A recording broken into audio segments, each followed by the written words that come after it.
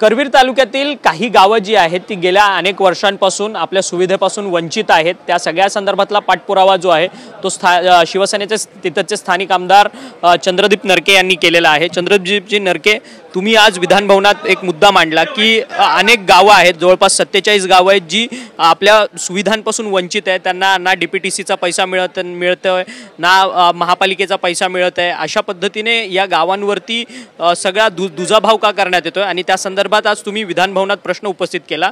सरकारकडनं काही अपेक्षित उत्तर तुम्हाला मिळालंय?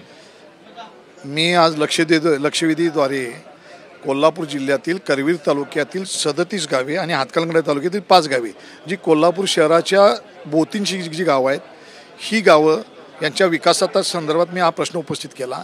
2017 साली कोल्हापूर जिल्ह्यामध्ये एक मोठं आंदोलन झालं होतं। महानगरपालिकेला हद्दवाढ पाहिजे आहे आणि ग्रामीण भागातील गावांना महापालिकेच्या हद्दवाढीमध्ये यायचं नाही, कारण महापालिका स्वतःच्या हद्दीमध्येच विकास कामं करू शकत नाही।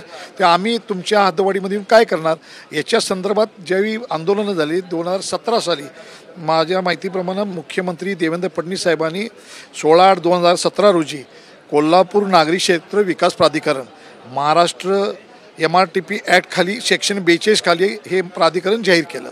मुळात हे प्राधिकरण होऊन 8 वर्ष झाली। या प्राधिकरणाच्या माध्यमातून या 42 गावचा कोणताही विकास झालेला नाही, एक साधा रस्ताही झाला नाही या प्राधिकरणामार्फत। हे प्राधिकरण फक्त एवढंच करते की या ठिकाणी ज्या 42 गावातल्या बांधकामाच्या परवानग्या आहेत त्याचा निधी गोळा करते। ते जवळजवळ 12 कोटी रुपयाचा आपल्याकडे उपलब्ध आहेत, पण ते खर्चही झालेले नाही आहेत आणि सेक्शन 42 खाली शासन निधी देऊ शकत नाही। म्हणून जर या गावांना हद्दवाढीमध्ये यायचं नाही आहे, त्यामुळं तुम्हाला जर संतुलित विकास करायचा असेल, खरोखरच महाराष्ट्र शासनाने याकडे लक्ष द्यायचं असेल तर मी लक्षवेधीद्वारे मागणी केली की तुम्ही Maharashtra regional town planning MRTP act खाली कलम 40 अंतर्गत स्पेशल प्लॅनिंग अथॉरिटी नेमा।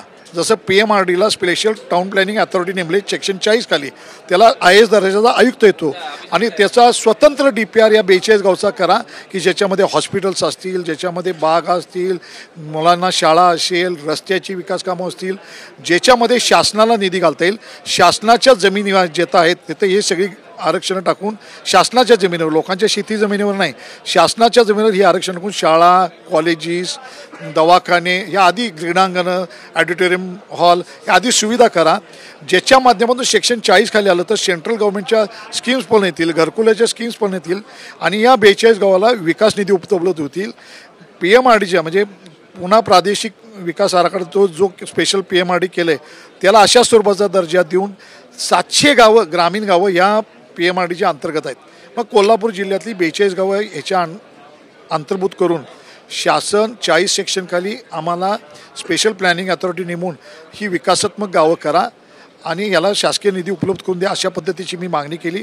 त्याला मंत्री उदय सामंत साहेबांनी उत्तर दिलं आहे की 2 महिन्याच्या आत सदरचा संपूर्ण प्रस्ताव मागून घ्या आणि अशा पद्धतीचं 40 खाली करून शासनाचा कोणत्या स्वरूपात निधी देतो आहे याची पाहणी केली। त्याचवेळी मी त्यांना सांगितले की या संदर्भात तातडीची एक बैठक लावा। तातडीची बैठक लावण्यासंदर्भात यांनी आश्वासित केलेला आहे आणि हा सगळा विषय उपमुख्यमंत्री एकनाथजी शिंदे साहेबांच्या अंतर्गत येतो आहे। मी आजच उपमुख्यमंत्री आमच्या पक्षाचे मुख्य नेते एकनाथजी शिंदे साहेबांना भेटून सांगणार आहे, पुण्याला पण विकास निधी देतो, नाशिकला विकास निधी देतो, तर 40 सेक्शन खाली करून आज जे मंत्री महोदयांनी उत्तर दिलं आहे त्याच्या अनुसरून या ठिकाणी तातडीची बैठक लावून 40 खाली प्राधिकरण डिक्लेअर करून याला निधी उपलब्ध अशा पद्धतीची मागणी आज मी उपमुख्यमंत्री शिंदे साहेबांच्याकडे पण करतोय। खरं तर या 47 गावांची लोकसंख्या किती आहे आणि किती लोक राहतात या सगळ्या गावात? या 47 गावांमधील लोकसंख्या ती 3 लाख लोकसंख्या अंदाजे या 3,07,470 लोकसंख्या आहे। परंतु या 3 लाख लोकसंख्येला वेटीस धरण्याचं काम इतके वर्ष कुणी केलं मग? कारण की जवळपास 2017ला प्राधिकरण 17ला स्थापन झालं, 17 पासून ते 25 पर्यंत 8 वर्ष उलटून गेली, 7-8 वर्ष। मग विकास कोणी थांबवला या सगळ्यात? 17ला प्राधिकरण झाल्यानंतरची एकच बैठक झाली, त्या प्राधिकरणाचा मी सदस्य होतो। त्यानंतर 19ला निवडणुका झाल्या, मागच्या मी निवडून आलो नव्हतो, गेली 5 वर्ष अशीच गेली। त्याच्या अगोदरशी एक वर्षभर गेलं आणि सातत्यानं मी आमदार नसताना सुद्धा मी उपमुख्यमंत्री एकनाथजी शिंदे साहेबांच्याकडे सातत्यानं मागणी केली, त्यांनीही पण सकारात्मकता दाखवली. म्हणून तर आज मी स्पेशल लक्षवेधी लावले आणि शासनाचं लक्ष या मोठ्या गावांच्याकडे केलं. कारण शहराभोवतीची मोठी गावं आहेत आणि अनडेव्हलप्ड विकास म्हणजे कुठल्याही रूल्सप्रमाणे डेव्हलपमेंट होत नाहीत. अनेक शहरातली लोक या ग्रामीण भागात शहराच्या शेजारच्या ग्रामीण भागात येऊन राहायला लागलेत. त्यांचा ताण आम्ही ग्रामीण भागातली लोक सहन करतोय. मग डेव्हलप म्हणजे विकासात्मक अनुसरून विकासात्मक कामं व्हावी यासाठी आज या ठिकाणी मी मागणी केलेली आहे. परंतु घारीतला शुक्राचार्य कोण होता? जवळपास तुम्ही आमदार नव्हता म्हणतात, परंतु तरी देखील या सगळ्या जो काही कोल्हापूर प्राधिकरण समिती नेमलेली होती या 47 गावांसाठी, त्याच्यामध्ये कोणतीही तरतूद करण्यात आलेली नव्हती. नाही, सेक्शन 42 खाली शासन तरतूदच करू शकत नाही. हे प्राधिकरण जे डिक्लेअर झालं हेच त्यावेळी खऱ्या अर्थानं 40 खाली सेक्शन खाली घ्यायला पाहिजे होतं.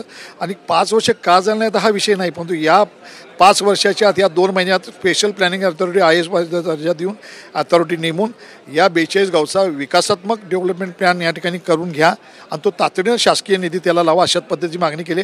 तर मागं काय झालं नाही ह्याच्यापेक्षा आत्ता काय करायचं आहे ह्याच्यावर माझा अधिक भर असेल. धन्यवाद, तुम्ही आमच्याशी बातचीत केली. आमदार चंद्रदीप नरके होते करवीरचे. त्यांचं म्हणणं आहे की 47 गावांचा प्रश्न मांडला, त्या सगळ्या प्रश्नांच्या संदर्भात सरकार देखील सकारात्मक आहे. त्यामुळे लवकरात लवकर त्या 47 गावांना न्याय देखील मिळेल. एक वेगळं प्राधिकरण आहे, त्याला IAS दर्जाचा अधिकारी देखील मिळेल आणि मोठा निधी जो आहे तो या सगळ्या गावांना मिळेल आणि त्याच्यातून विकास कामं मोठ्या प्रमाणात होतील. आणि या सगळ्या संदर्भात मी सातत्यानं पाठपुरावा केला आहे असं देखील मत जे आहे ते आमदार चंद्रदीप नरके यांनी आपल्याशी बोलताना व्यक्त केलेलं आहे. व्हिडिओ जर्नलिस्ट सिद्धेश अक्षय मंकणी, TV9 मराठी, मुंबई.